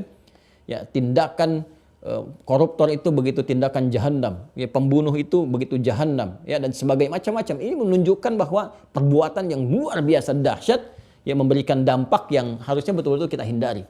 Maka di sini Allah menampilkan wasiqal ladzina kafaru ila jahannama, ya ada yang digiring, ya orang-orang yang kufur itu orang ingkar. Tapi yang menarik begini, kok ada kata kafar di sini? Penggunaan kata kafar. Kenapa Allah tidak menggunakan kata kafirin? Kalau sudah kafirin, kafirun itu langsung memang nggak beriman. Ya, kalau kafirun itu menunjuk kepada orang yang nggak beriman. Kalau kafar itu bisa orang yang tidak beriman, bisa orang yang mengaku beriman, tapi perbuatannya seperti orang nggak beriman. Tadi saya sebutkan nggak sholat, nggak macam-macam dan sebagainya, kan? Tapi lisannya mengatakan saya Muslim. Kalau kafirun, kafir, jamaknya kafirun itu menunjuk kepada orang yang memang nggak beriman. Ya, dan dia punya dua tipe. Bisa berbuat damai, biasa, artinya nggak melukai orang-orang Islam, tidak menyoal Islam juga, dia menjalani kehidupan aja, cuman dia nggak beriman. Ya, cuma kadang-kadang suka ngajak-ngajak. Kadang-kadang suka ngajak-ngajak. Ya, kan zaman Nabi ada tuh sekelompok orang datang ke Rasulullah. Ya Muhammad SAW, kita nggak usah ribut lah, nggak usah berperang. Ya Nabi juga kalau bahasa kita di hatinya siapa juga yang ngajak ribut ya. Siapa yang ngajak perang? Kan kalian yang perangi, kalian yang ngajak ribut. Ya, mereka mengatakan kita nggak usah ribut dah. Kita nggak usah perang, nggak usah ribut-ribut. Gini aja ya, kita sepakat aja gitu kan. Malam ini kami nyembah Tuhan kamu, besok-besok kamu nyembah Tuhan kita gitu. Ngajak-ngajak. Dia merangi enggak, cuma ngajak-ngajak dan sebagainya. Maka turun satu surah disebut dengan sifat mereka dengan namanya. Namanya Al-Kafirun. Ya, qul ya ayyuhal kafirun la a'budu ma ta'budun, sampai turunlah kemudian ketentuan yang sangat indah sekali di ujung ayatnya, lakum dinukum waliyadin. Itu enggak ada yang punya kecuali orang Islam. Toleransi tertinggi dalam keberagamaan. Ya, menghormati itu tertinggi. Menghormati itu kan dengan membiarkan, nggak usah ikut-ikutan, silakan aja, silakan. Hormati silakan, nggak mengganggu, nggak apa, silakan masing-masing. Pilihan. Ya, kalau ditanya kita jawab. Jadi itu sifat kafirun. Makanya jangan heran kalau sekarang misalnya ya nggak memerangi, nggak apa, cuma ngajak-ngajak ada. Itu nggak heran, dari dulu juga sudah ada. 15 abad yang lalu. Jadi kalau nanti ada car free day, ya carnya yang free, ya kan. Tapi misalnya ada orang-orang tertentu nawarin biskuit, nawarin ini itu, ngajak-ngajak, Anda jawab terima kasih atas tawarannya, gitu kan. Sebetulnya 15 abad yang lalu sudah ada yang seperti bapak atau ibu, sana dakwah itu sampai ke surah Al-Kafirun. Itu kafirun. Ada yang sifatnya juga melukai, ada yang sifatnya juga menzalimi dan sebagainya, atau merencanakan sesuatu yang kurang baik misalnya dalam tata kelola kehidupan termasuk bagi orang Islam. Ini berubah nanti namanya menjadi kufar. Jadi ada kafar, ya kafar jamaknya kafaru, ada kafir jamaknya kafirun, ada kufar langsung bentuk jama. Kufar. Ya, kufar ditemukan di Quran surah ke-48. Al-Fatah, Quran surah 48 ayat 29. Nanti bisa dicek ya. Quran surah 48 Al-Fatah ayat 29. Ada ayatnya? A'udzubillahi minasyaitonirrajim. Muhammadur Rasulullah, kan? Walladzina ma'ahu, ada walladzina ma'ahu asyidda'u 'alal kuffar. Perhatikan kalimatnya bukan 'alal kafirin, 'alal ladzina kafaru, tapi 'alal kuffar. Kalau kuffar ini memang golongan-golongan yang sudah orientasinya itu menyerang, menyakiti. Ya, menyerang, menyakiti, ekspansi, zalim dan sebagainya, sehingga butuh ada pertahanan. Pada yang demikian tegas, ya baik serangan dengan sekarang dengan budaya, dengan pikiran, dengan pengetahuan, kan ada yang demikian. Ya muncul aliran-aliran baru itu kan direncanakan tuh. Jangan dikira muncul begitu saja. Nanti lain waktu kita belajar nih. Ya saya dulu dapat 1 tahun tuh pendidikan mempelajari ya tentang aliran-aliran yang sekarang ini muncul macam-macam. Itu akarnya kemana? Itu ada akarnya. Ya nanti bahasanya tentang orientalisme. Ya, orientalisme nanti akan ditemukan pasca nanti jatuhnya kerajaan-kerajaan dan kemegahan Islam di barat, di Andalusia, di Spanyol, nanti munculnya gerakan orientalisme. Nanti bisa dibahas. Kita nanti ada buku, ada pegangannya dan nanti bisa dibuktikan. Ya. Nah, itu nanti akan sangat mengejutkan. Kenapa? Karena bagi sementara orang ya kuliah di kampus-kampus tertentu yang begitu hebat dan sebagainya, terutama di luar, ternyata itu produk orientalis. Ya. Yang di dalamnya bahkan dibuka jurusan-jurusan tertentu kajian keislaman. Cuman ya uniknya begitu pada pulang dari situ konslet semua. Ya, itu dulu kan lancar kul huwallahu ahad, Allah satu, pulang-pulang dari sana ya semua agama sama, menuju pada Tuhan yang sama, caranya beda-beda. Makanya pada konslet gitu kan. Makanya pada aneh sih belajar Islam, belajar tentang Quran, hadis ya kajiannya malah di kampus orientalis. Jadi pada kena racun gitu. Ya. Ya, pindah dulu ya. Nah, itu kufar. Jadi pada yang seperti itu mesti tegas, tegas proporsional. Jadi kalau ada gangguan lewat pengetahuan, jawab lagi dengan ilmu, jelaskan. Ya, kalau ada yang mengatakan misalnya begini begitu, semua agama sama, jawab lagi dengan statement yang jelas. Logika balas dengan logika, itu kan? Ilmu jawab dengan ilmu yang benar, dengan kejujuran, dengan kebaikan, dan tetap dengan kasih sayang. Kasih sayang itu artinya tetap kita mendoakan, mengarahkan pada kebaikan. Pilihan tergantung masing-masing. Ya, selanjutnya terserah Anda gitu kan? Ya, dan itu membawa kemudian konsekuensi kembali kepada Allah. Objektif semuanya. Balik ke sini, wasiqal ladzina kafaru ya ila jahannam zumara. Ini kan akan digiring orang-orang yang kafar di sini. Nah, pertanyaannya begini, Jahannam itu kan tingkat tertinggi. Nar itu nama umumnya kan? Yang biasanya tadi di An-Nisa ayat 56 kan? Yang biasanya tuh 56. Ya sebiasa-biasanya neraka ya. Oh, sebiasa-biasanya apa? Neraka gitu ya. Awas hati-hati yang kalau dicelupkan hancur gitu. Nah, ini yang tingkat tertinggi Jahannam. Kenapa di sini ada kafaru? Awas, hati-hati nih, level kafaru yang mana? Kalau yang nggak beriman nggak usah kita bahas. Ini ngaku beriman, kan ada perilaku, berarti ada kemungkinan ngaku beriman kan? Siapa golongan di sini yang ada mengaku beriman disebut kafaru dan berpotensi ke neraka jahanam? Hati-hati ya. Awas nih, kafaru itu kan nanti bentuknya bisa macam-macam. Ya, intinya adalah bertentangan dengan keimanan. Ngaku iman di lisan, nggak mau sholat, masuk kategori kafaru. Ngaku beriman, gak mau zakat, padahal wajib zakat, masuk kategori kafaru. Tapi siapa kafaru yang dimaksudkan masuk neraka jahanam ini? Karena di neraka yang standar pun, dalam tanda petik, standar-standarnya neraka, kan? Masuk ke neraka yang itu pun, yang level paling rendah pun, disebutnya kafaru juga. Innalladzina kafaru. Yang ini siapa? Nah, kalau ingin kita tahu jawaban yang ini, buka Quran surah keempat, An-Nisa. Ayat 140. An-Nisa ayat 140, paling kiri sebelah bawah. Quran surah keempat, An-Nisa, ayat 140. Ada ayatnya? وَقَدْ نَزَّلَ عَلَيْكُمْ فِي الْكِتَابِ أَنْ إِذَا سَمِعْتُمْ آيَاتِ اللَّهِ يُكْفَرُ بِهَا وَيُسْتَهْزَأُ بِهَا فَلَا تَقْعُدُوا مَعَهُمْ حَتَّى يَخُوضُوا فِي حَدِيثٍ غَيْرِهِ إِنَّكُمْ إِذًا مِثْلُهُمْ. Ada? Nah, sekarang kita temukan. Innallaha jami'ul munafiqina wal kafirina fi jahannama jami'a. Ada? Baru kita temukan. Jadi yang dimaksud kafaru di sini kan disampaikan wasiqal ladzina kafaru ila jahannama ya zumara gitu kan. Mereka kelompok digiring tuh. Zumara itu satu kelompok bersamaan digiring. Ayo, giring kelompok bersamaan. Siapa kafaru yang dimaksudkan di sini? Dua golongan.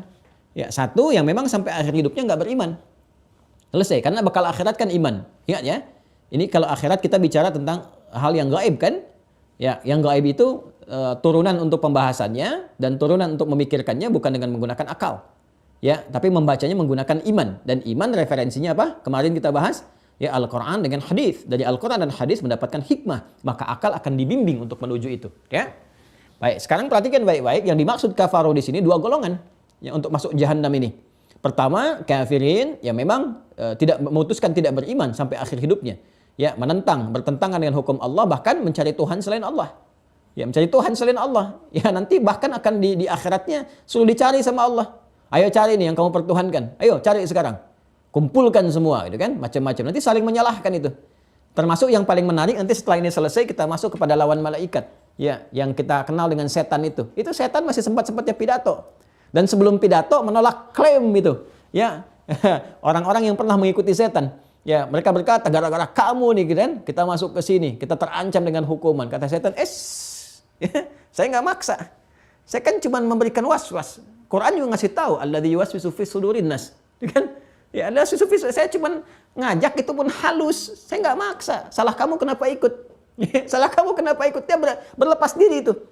Ya, nanti berlepas diri itu, semua berlepas diri. Dan setelah itu dia pidato. Nanti kita lihat deh ketika masuk, sempat-sempatnya pidato tuh. Ya, nanti pokoknya kita kalau belajar Qur'annya itu nyambung, wah itu luar biasa deh ya. Jadi satu sisi memberikan kesan tersendiri, sisi lain kita waspada, sisi lain kita takut, sisi lain kita semangat untuk menunaikan amalan. Ya, nah ini kafirin. Kemudian munafikin. Ya, innallaha jami'al munafiqina. Ya, munafikin jamak dari kata munafik. orang-orang yang kena penyakit nifak.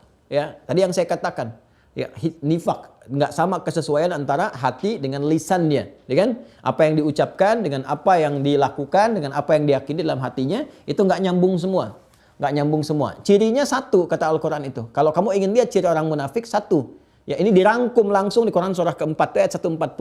Wa qad nazzala 'alaikum fil kitabi an idza sami'tum ayatillahi yukfaru biha, ya. Dan telah tetap ketentuan dalam Al-Quran kalau Anda mendengar ayat-ayat Allah diingkari, jelas kufur. Ya kan? Dia mengingkari ayat-ayat Allah jelas kufur. Selesai. Itu masuk kafirin. Wa yustahza'u biha atau mengolok-olok. Nah ini munafik.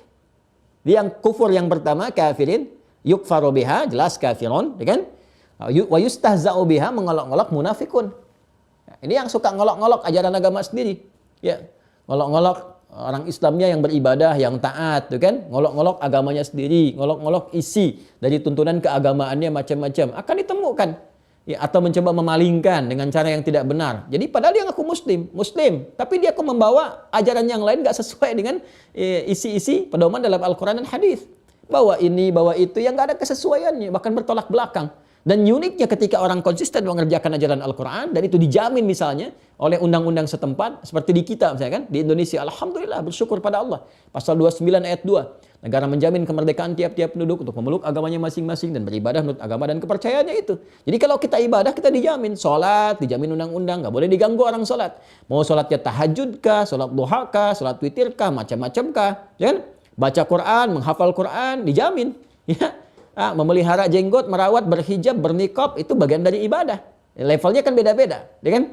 Ada yang sunnah kah, ada yang wajib kah, ada yang macam-macam, silahkan sesuai dengan levelnya. Ada yang mubah, nggak ada masalah di situ. Ya, yang aneh itu negara menjamin, negara memberikan jaminan. Quran pun menghadirkan pedoman. Ini ngolok-ngolok, ya kan? Waduh, datang ninja tuh. Nah, hati-hati tuh, ya kan? Ya ngolok-ngolok perempuan bernikab dan sebagainya. Awas nih, waduh calon teroris nih. Wah, masuk pesantren. Hati-hati tuh. Dia lisannya mengatakan dia muslim, tapi saat yang bersamaan dia cela tempat menimba ilmu agama, dia cela sebagai sarang teroris. Ya, orang berjenggot dia kecam dan sebagainya. Orang merawat dengan baik ya dan sebagainya. Itu. Ini hati-hati, itu nifak itu.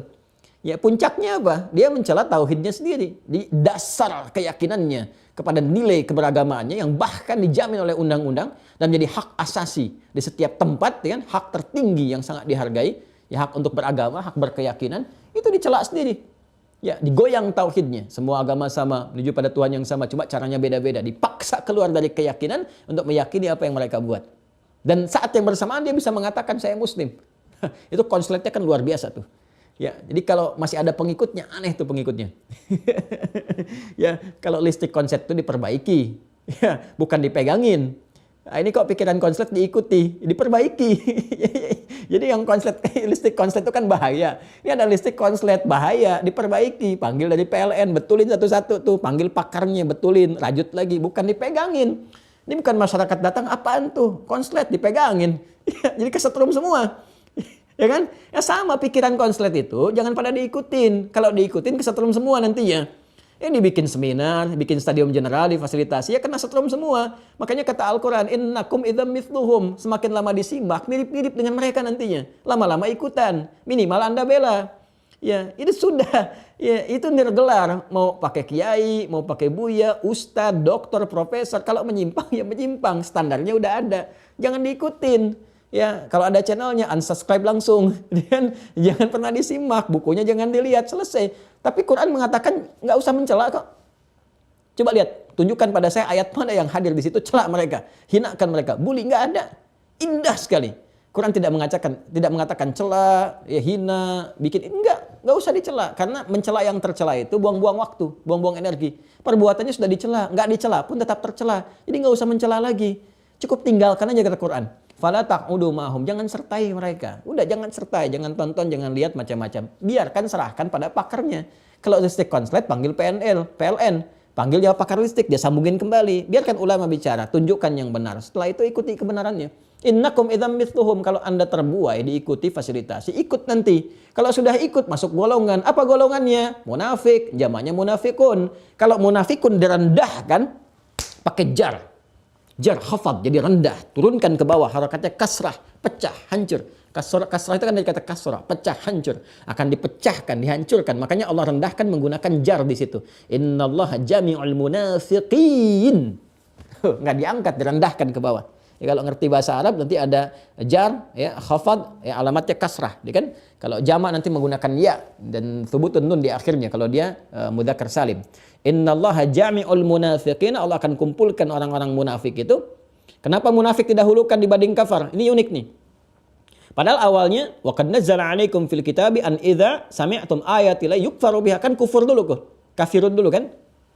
Ya, setelah itu wa yustahza'u biha, munafikun. Sifat munafiknya yustahza, mengolok-olok, merendahkan. Tapi ketika dimasukkan neraka jahanam, munafik didahulukan. Innallaha jami'ul munafiqin.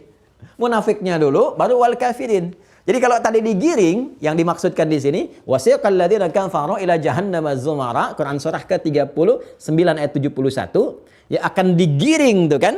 Ya, orang-orang yang kufur menggunakan kata kafaru, yang dimaksud di sini munafik dengan orang kafir. Kenapa orang munafik didahulukan dibandingkan dengan orang kafir? Karena kecamannya tinggi. Orang kafir memang nggak beriman, nggak ngaku beriman. Ini kita bicara akhirat ya. Ya, bukan bicara dunia. Ini kita sedang bahas Quran dalam konteks keimanan kita. Ya, kalau kita mau bandingkan diskusi ya sah-sah saja, silakan, nggak ada masalah. Ini terbuka ya. Jadi kita bahas, di konteksnya sedang membahas Al-Quran. Ya kan, dan dijamin oleh undang-undang nih. Kita sedang ibadah untuk penguatan akidah. Ya kan? Di kepercayaan lain mungkin ada konsepsi berbeda, silahkan, kita menghormati. Toh pada akhirnya pembuktian konsep siapa yang benar, ya kan? Ya, ini ya. Jadi di sini ilmiah pembahasan kita. Nah, jadi ketika dibawa nanti kemudian duanya disatukan. Kenapa munafik didahulukan? Innallaha jami'al munafiqin. Karena munafik ini ngaku beriman. Kafir memang sudah nggak beriman. Lawan dari iman kan kufur. Emang udah nggak beriman. Ya, jadi dalam tanda petik ya wajar gitu kan? Ya wajar karena nggak ada bekal ya. Tapi kalau munafik dia mengatakan saya muslim, saya beriman. Tapi bukan hanya tidak membuktikan iman, dia mengolok-olok orang beriman dan mengolok-olok keyakinannya. Maka dia didahulukan. Kemana digiringnya? Ila jahannam jami'a, neraka jahanam. Ya. Bahkan nanti begitu kufur dilempar, yang kafir dilempar, ya munafik dilempar, dipastikan diperintahkan ya kepada penjaga neraka. Yang munafik itu lemparnya ketika dilempar mesti masuk sampai ke akar ke arak yang paling dalam, ya. Ya, kalau kita ke keraknya, ke yang paling dasarnya di neraka. Ya, makanya kalau kita buka teruskan An-Nisa'nya ya, sampai ke 142, 143, ya kita akan temukan nanti di akhirnya innal munafiqina fid darqil asfali minan nar. Ya. Kan 142-nya innal munafiqina yukhadi'una Allah wa huwa khadi'uhum. Ada kan ya? Ya, kemudian terus sampai ke bawahnya, ya di situ nanti ada innal munafiqina fid darqil asfali minan nar. Ya, orang-orang munafik itu tempat terbawah, kerak neraka. Jadi kalau dilemparkan tuh orang munafik tuh diperintahkan oleh Allah kepada penjaga, ya, kepada malaikat penjaga di neraka itu, pastikan sampai ke dasar neraka yang paling bawah dan jahanam. Jahanam, bukan yang biasa. Nah, jadi kalau dilemparkan urutannya tuh biasa, jahim, jahanam. Yang paling bawahnya. Jelas ya? Nah, sekarang belum ketemu nih penjaganya. Yuk kita teruskan. Saya teruskan. Hatta idza ja'uha futihat abwabuha. Tadi kan digiring nih. Orang munafik, orang kafir dan sebagainya digiring nih. Sampai ke depan pintu neraka. Tadi kan saya katakan, tempat yang disiapkan kan neraka, ya, tempat disiapkan makhzan. Penjaganya disebut khazin, ya kan? Kan? Kemudian kalau banyak disebut khazanah kan? Khazanah. Karena neraka kan tadi saya sebutkan ada level yang standar, standar neraka. Standar, ya kan? Kemudian ada yang sedang-sedang, jahim, ya kan? Nar, standar, jahim, ada yang paling dahsyat, jahanam. Ya, bahkan terus tuh levelnya, level tuh. Ya, kayak keripik pedas gitu kan, pedasnya makin tinggi makin levelnya terus makin dahsyat sampai ke bawahnya. Berarti penjaganya pun, ya, pintunya pun bukan satu kan? Mesti banyak kan? Makanya di sini disebutkan jamak, futihat abwabuha, pintu-pintunya ya, dibuka. Nah, kemudian setelah pintunya dibuka apa yang terjadi? Wa qala lahum khazanatuha. Ah. Ini dia. Kita temukan kalimat khazanah. Ini yang saya maksudkan. Wa qala lahum khazanatuha. Ya. Maka para penjaganya mengingatkan kepada mereka, mengecam kepada mereka, mengecam. Wah, dikecam tuh. Ini pintu, sebagainya. Itu neraka. Neraka ya. Ingat, neraka. Neraka nih. Nih admin nih, awas hati-hati nih. Ya. Nah ini nih, ini abwab. Hatta idza ja'uha ya futihat abwabuha. Buka pintunya. Tadi kan digiring tuh, digiring. Dan cara menggiringnya hati-hati, bukan menggiring kayak orang ke surga. Ya, atau kita minta semua berbaris, enggak. Saufan nuslihim nara. Ya, kembali ke An-Nisa itu ayat 56, ubun-ubunnya ditarik. Jadi direndahkan, tarik semua. Ya, semua tarik tuh. Direndahkan sampai ketiba di depan pintu nerakanya. Ya. Kemudian waqala lahum khazanatuha, para penjaganya, ini khazanah yang tadi saya sampaikan. Ya, disebut dengan khazanah. Dan kita temukan ya kalimat khazanah ya. Khazanatuha. Qala lahum khazanatuha alam ya'tikum rusulun, dan seterusnya. Ya dikecam nih, ada kecaman. Kalian ini ya kurang apa lagi, udah diberi nikmat, ya berlimpah ruah, nggak kenal Allah juga, dikirimkan rasul, nggak mau diikutin juga, dengar azan tiap hari dikasih telinga, nggak mau respon. Ngelihat orang ke masjid, ngelihat orang baca Quran malah dimarahi dan sebagainya. Wah, udah nih dikecam habis di sini nih. Ya, dan nggak ada senyumnya sama sekali. Nggak ada senyumnya. Ya keras. Kemudian bengis dan sebagainya. Buka Quran surah ke-66. Ayat yang ke-6. Ini sifatnya nih. Sifat ya, penjaga khazanah ini penjaga. Penjaga neraka.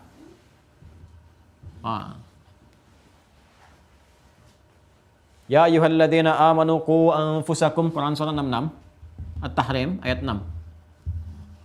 Terus kan? Hei orang-orang yang telah beriman, jaga imanmu dengan baik, ya, tingkatkan ibadah, jaga baik-baik iman itu. Kenapa? Ya, karena akhirat lebih dahsyat. Iman itu bekal akhirat. Ya, akhirat lebih dahsyat daripada dunia. Jaga baik-baik, jaga baik-baik. Jangan sampai nanti ketegangan itu berakhir dengan nestapa, dengan sengsara. Ya, perbaiki imanmu. Qu anfusakum wa ahlikum, jaga diri dan keluargamu. Ya, ini keluarga itu disertakan supaya kita ingat-ingat betul. Ya, disertakan kepada kita seperti kita jaga keluarga saat di dunia. Kan kita nggak mau keluarga kita dicela orang. Ya, kita kan merasa sedih kalau manggil-manggil sedang sakit aja kita perhatiannya luar biasa. Anak sakit perhatian luar biasa. Itu kan? Anak kesakitan kita luar biasa selamatkan macam-macam. Nah, sekarang kalau udah berpisah di akhirat lebih dahsyat lagi. Ya, saya cuma bilang begini Bu, ya maaf ya Bu ya Pak ya. Bagaimana perasaan kita nih sebagai ayah, sebagai ibu dalam saat yang bersamaan ketika anak menjerit-jerit, "Mama, Papa, tolong selamatkan saya. Tolong saya. Ma minta syafaat Ma sama Allah, Ma. Bapak tolong Pak, selamatin saya Pak di sini Pak. Ya, Anda sekarang pengen sholat, Anda sekarang pengen zakat, dan sekarang sudah nggak ada waktunya lagi. Fa asaddaqa wa akum minas shalihin." Semua berkata, "Kami ingin kembali ya Allah, sebentar aja." Dan mereka minta tolong dan kita nggak bisa berbuat apa-apa. Ya kan? Ya, sementara anehnya begini, saat di dunia itu kan dikasih gambaran. Saya beri ilustrasi begini ya. Kalau ada kebakaran dalam rumah, anak-anak terjebak di dalam, ya kan? Apa yang Anda lakukan? Anda akan berusaha sedapat mungkin kan? Dobrak kamarnya, dan terus begitu terjebak di dalam lagi tidur anak-anak tuh. Terus dikasih tahu, bangun kebakaran, nggak mau bangun. Nah, Anda biarin aja tidur. Itu kan pasti Anda akan merespon, refleks Anda katakan, ayo bangun, ditarik kan. Anda pasti akan seret kan. Anda seret, Anda keluarkan, dia baru sadar kebakaran, Anda tarik kan. Ya, saya cuma mau ngasih tahu, api neraka lebih panas. Lebih dahsyat, lebih luar biasa. Ya, Allahu Akbar. Semoga Allah melindungi kita ya kalau kita baca dengan iman. Lebih dahsyat, ancamannya lebih tinggi. Jadi wajar kalau ada pancaran iman itu tidak dibuktikan, orang tua mengingatkan tuh wajar, nggak usah marah. Kalau sholat lagi malas, ya orang tua harus paksa anaknya, cepat sholat, cepat begini. Wajar karena api neraka lebih panas. Kalau rewel, kalau bawel, kalau mengingatkan macam-macam, jangan marah. Kenapa? Karena pancaran iman yang bicara. Jadi kalau ada orang tua mengingatkan seperti itu, ya duhai, kan saya pernah mengalami masa-masa demikian dan sebagainya. Kita semua kadang-kadang diingatkan seperti itu, kan? Atau orang tua juga dengan supportnya. Kita melihatnya dengan orang tuanya. Atau melihatnya dengan anaknya. Ngelihatnya pancaran imannya. Jadi kalau orang tua ingatkan, guru kita ingatkan, oh ini imannya berbicara. Iman saya sedang dikhitab, diajak bicara. Saya diingatkan. Kenapa? Ghilazun syidadun la ya'sunallaha ma amarahum wa yaf'aluna ma yu'marun. Enggak ada canda-candanya dikit pun. Malaikat ini enggak ada canda-candanya, enggak ada senyum. Enggak ada senyum keras, bengis, ya, keras, bengis dan sebagainya. Pernah dalam satu riwayat Nabi sallallahu alaihi wasallam itu menyampaikan, ya ketika beliau itu diisrakan kemudian mi'raj, nanti sangat populer sekali di kitab-kitab hadis, juga ada di kitab-kitab tentang riwayat ya dan sebagainya, ya di Al-Bidayah wan Nihayah, kemudian juga di tafsir-tafsir dan seterusnya. Ketika beliau diisrakan, kemudian dimi'rajkan, kan itu terus disambut semua malaikat. Semua mendoakan khaira, khaira, khaira, masya Allah, orang baik datang, semua baik, ini baik dan sebagainya, baik, baik, baik. Semua senyum, kecuali satu. Satu nggak senyum. Tapi mendoakan juga sama seperti yang lain. Nabi keheranan bertanya pada malaikat Jibril, ya Jibril itu siapa? Dia berkata perkataan yang sama dengan yang lain. Ya khaira, mendoakan saya, mengatakan yang baik-baik dan sebagainya. Tapi nggak ada senyumnya sedikit pun. Disebutkan oleh malaikat Jibril, dia penjaga neraka katanya. Dia penjaga neraka dan pimpinannya. Ya, siapa pimpinannya? Nah, nanti kita masuk ayat lagi. Ya, nah, jadi ini gambaran ini dijaga nih. Ya, jaga. Berarti kan banyak kan yang jaga itu. Nah, begitu dimasukkan, disiksa, baru kemudian dihukum dan sebagainya, dihukum terus. Habis, mereka kemudian memohon, minta dibebaskan, minta kepada Allah, gitu kan? Ya, melalui malaikat-malaikat penjaga ini, ya karena malu kepada Allah, minta kepada malaikat itu. Ya, ini direkam dengan sempurna, ini digambarkan dan nggak ada yang menyebutkan ini kecuali Al-Quran. Buka deh, buka Quran surah ke-40, Ghafir, ayat 49 sampai ayat 50. Ya. Ayat 49 sampai 50. Saya mau terangkan dari akarnya ya, sampai kita mengerti kemana nanti. Yuk kita sama-sama buka. Tadi kan 39 ya, sekarang surah 40. Surah 40 Ghafir, ayat ke-49 sampai ayat ke-50. Ada? Wa qala alladziina fin nari. Ada? Wa qala alladziina fin nari. Ada ya? Yuk kita baca tuh. Jadi ini kan tadi baru digiring sampai depan pintunya kan? Quran surah 39 ya ayat 71 kan? Digiring kan? Dikecam. Nah, sekarang udah masuk nih. Alurnya nyambung tuh. Udah masuk tuh. Surah 40 ayat 49 udah masuk. Wa qala alladziina fin nari. Maka berkata orang-orang yang sudah masuk, fi itu udah masuk ke dalam. Fi udah masuk ke dalam. Jadi fi di dalam. Aina Muhammad ya? Kemana adik Muhammad itu? Oh, fil bait, dia di dalam rumah. Ya kan? Dia masuk dalam. Wa fil masjid, di dalam masjid. Wa qala alladziina fin nari li khazanati jahannam. Maka, ya kan, orang-orang yang sudah masuk ke neraka, ke jahanam itu, tadi ini nyambung yang tafsir di Az-Zumar tadi, ya. Mereka kemudian meminta, ya memohon kepada siapa? Li khazanati jahannam, kepada para penjaga. Khazanah ingat tadi saya sampaikan, bentuk jamak dari kata khazin, kepada para penjaga neraka. Ud'u rabbakum yukhaffif 'anna yawman minal 'adzab. Ya, tolong mintakan kepada Rabbmu gitu kan. Ya, para penjaga tolong mintalah kepada Rabbmu. Kami minta syafaat, ringankan aja deh. Ringankan sehari aja dari siksa ini. Sehari aja minta. Ya, sehari itu berapa lama gitu kan? Ya, minta 1000 tahun gitu ya. Minta tolong diringankan sehari aja, minta ringankan, minta. Karena saking malunya menghadap Allah. Ya, dihisab aja udah tertunduk kan? Wa yad'u thubura, mereka mengatakan, wah udah menghitam. Swaddat wujuhum. Di Quran surah Ali Imran itu kan, kalau kita baca terus dari ayat 105 terus itu kan 1 sampai 109 paling kanan dari tengah sampai dengan ke bawah ya. Ya. Yauma tabyaddu wujuhum wa taswaddu wujuh. Pada hari-hari ada wajah yang kemudian memutih gembira bersinar, ada yang menghitam. Jadi wajah udah menghitam, udah malu tunduk, udah nerima kitab di belakang punggungnya, wa yad'u thubura dan mengatakan celaka. Fa amman utiya kitabahu wara'a dhahri, ya. Kemudian siapa yang diberikan kitabnya di belakang punggungnya, dan dia mengatakan celaka, saya celaka, udah malu, nggak bisa natap Allah lagi, takut dia. Maka ketika dimasukkan ke neraka pun dia minta kepada penjaganya yang dia rasakan ini mungkin bisa memohonkan kepada Allah, karena kami sudah nggak sanggup, malu kami, ya kata mereka, bukan kita ya. Mereka berkata malu, sudah mereka minta, lo mohonkan kepada Rabbmu, hai para penjaga kita, yukhafif anna yawma minal adzab, sehari aja ringankan azab untuk kami. Ya, maka mencoba meminta, nggak ada yang respon. Kenapa? Karena tugas mereka menghukum, bukan mengajukan proposal permintaan. Jadi malaikat tuh begitu, disuruh tasbih aja, disuruh tahmid aja, cabut nyawa nyabut, disuruh hukum aja, nggak ada urusan dengan yang lain. Jadi mereka itu tupoksinya, ingat kalimat dari Quran surah 66 ayat yang ke-6, la ya'sunallah, nggak akan bermaksiat. Ya, Allah mengatakan ghilazun syidadun, kamu bengis ya, keras, nggak boleh senyum, nggak akan senyum, nggak bisa dicandain. Anda mau masuk surga, ketemu malaikat itu misalnya, cuma nengok dari jauh, Assalamualaikum, surga dulu ya, nggak akan ketawa. Ya, dia mengucapkan selamat aja, tapi nggak ada ketawa-ketawanya. Nanti kalau udah masuk ya, surga maksudnya, kelihatan. Kalau nanti misalnya, kan nanti ada orang-orang di neraka tuh minta cahaya kepada kita insya Allah. Ya, tolong bagi dong cahayanya. Ya, bagi sedikit aja kepada kami. Ya, iktabis itu mengambil sedikit, minta. Ya, Ya, faltamisu nura. Ya, mereka ingin berusaha mengambil sebagian dari cahayanya. Minta dong sedikit, kami ingin ngambil dari bagiannya. Nggak bisa. Ya, nggak ada senyum-senyumnya malaikatnya. Itu. Jadi kalaupun dimintakan proposal mereka, nggak bisa. Karena nggak ada tupoksinya.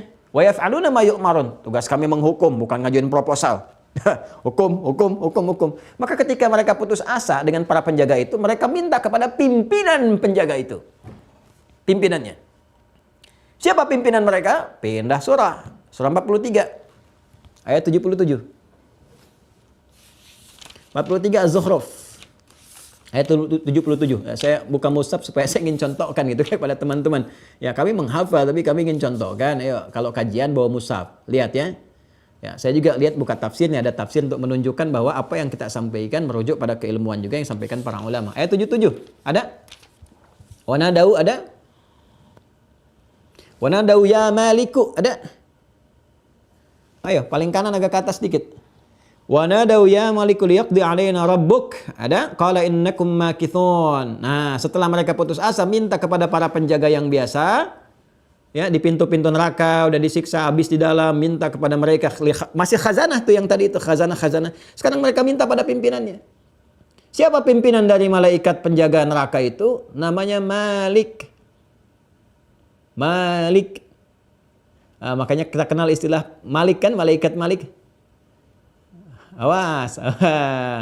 Jibril, Mikail, Israfil, Israel, Munkar, Nakir, hafalan dulu kan? Raqib, Atid, Malik. Ya, siapa Malik di situ? Dia ada ayatnya di Quran. Quran surah 43 ayat 77 kita temukan dari sini. Masya Allah, ketemu malaikat Malik setelah 1,5 jam kita bahas nih.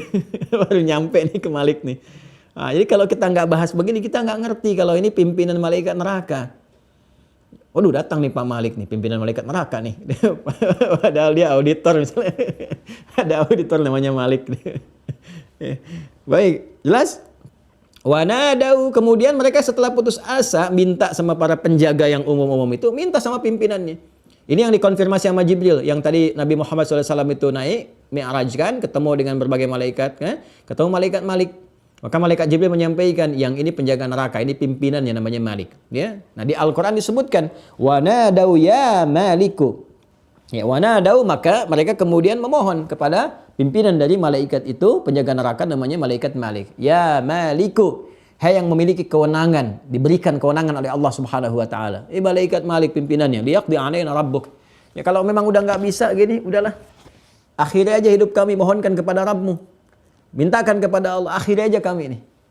Ya, wafatkan aja, matikan aja kami gitu. Liyaqdi, qadha itu artinya menyelesaikan segala hal. Artinya mereka memang udah putus asa dari siksaan saking pedihnya, udah wafat aja, nggak usah dihidupin, nggak apa-apa gitu.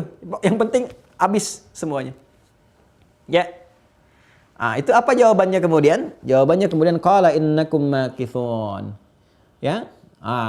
Dijawab oleh malaikat Malik bahwa perintah dari Allah, kalian itu tinggal, kekal di sini, begitu, nggak ada meninggalnya. Ya, udah begitu aja kalian, siksa-siksa aja sampai habis. Akhirat tuh nggak ada meninggal. Kalau meninggal di dunia, pokoknya nggak ada meninggal lagi. Kalau udah meninggal selesai kan, nggak ada meninggal lagi. Bisa meninggal 2 kali. Dan malaikat Malik nggak ada canda-candanya. Ya Malik tolong, apa dul? Nggak ada, masa meninggal 2 kali? Nggak ada begitu. Ya udah, innakum makithun, gitu aja, bengis, keras, kejam. Innakum makithun, tinggal kalian situ. Udah gitu aja. Ya. Dan ini kalau kita buka kitab tafsir teman-teman sekalian, ini saya ada kitab tafsir ya, beberapa gitu kan. Ini ada At-Tahrir wa Tanwir juz yang ke-25. Ya, karya Syekh Tahir Ibn Ashur. Ya. At-Tahrir wa Tanwir. Jadi kalau kita dapatkan di sini, ternyata teman-teman sekalian, ini luar biasa nih, ya, luar biasa nih keterangannya nih. Allahu Akbar.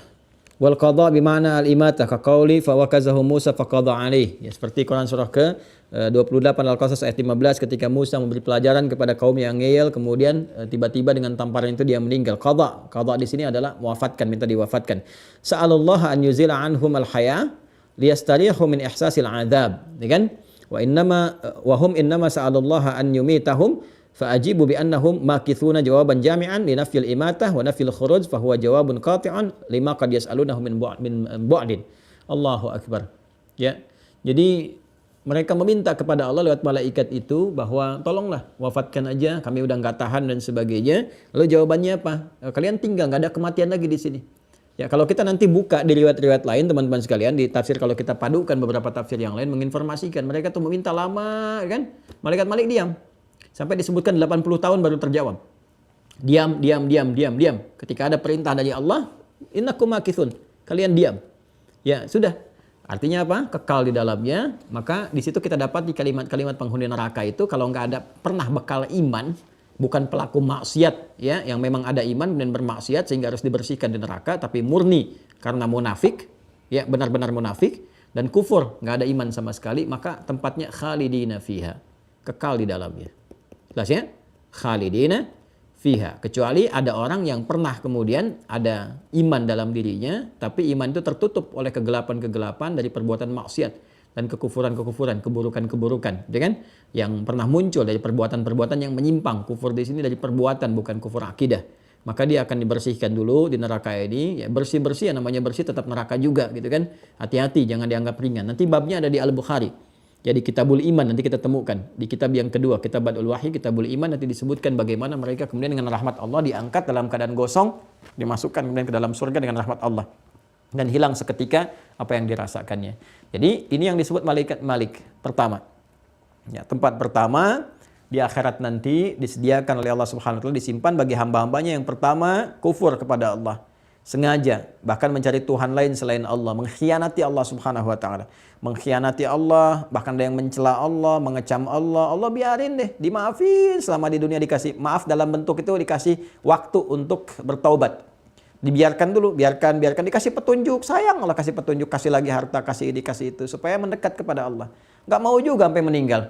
Ya sampai nyawa di kerongkongan, baru mengatakan aku yakin beriman pada Tuhannya Musa dan Harun.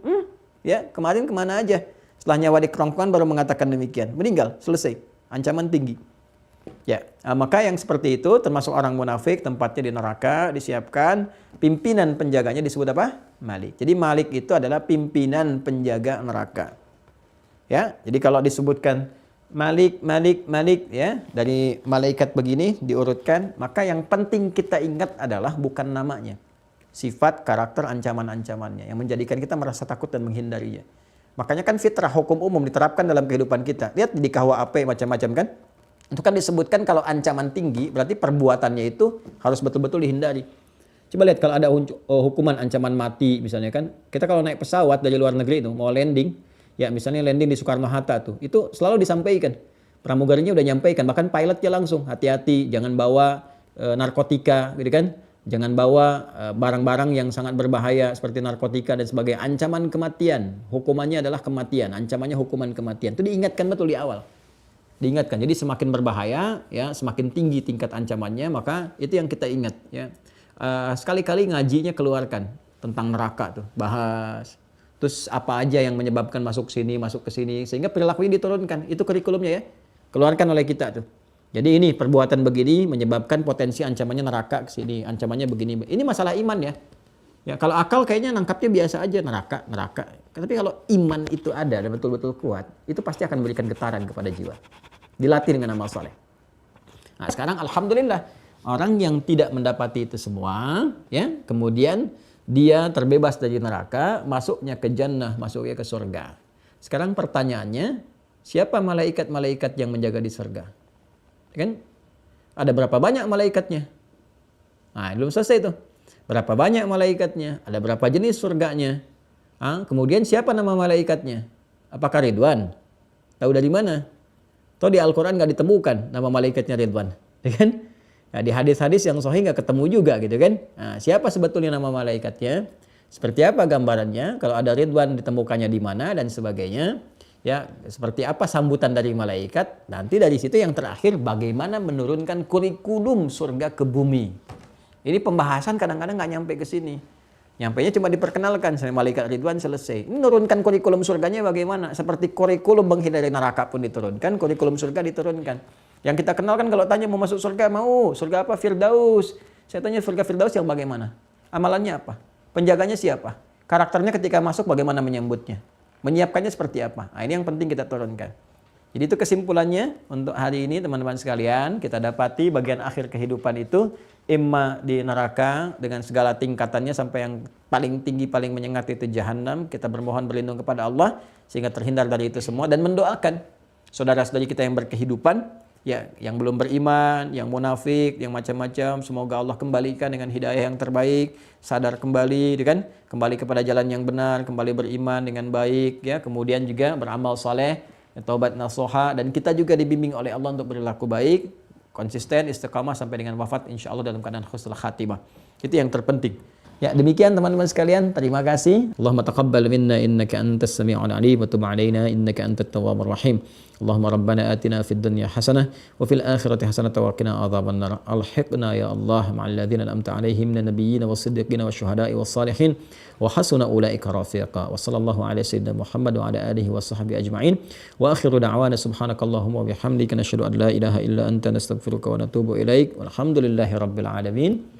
Assalamualaikum warahmatullahi wabarakatuh.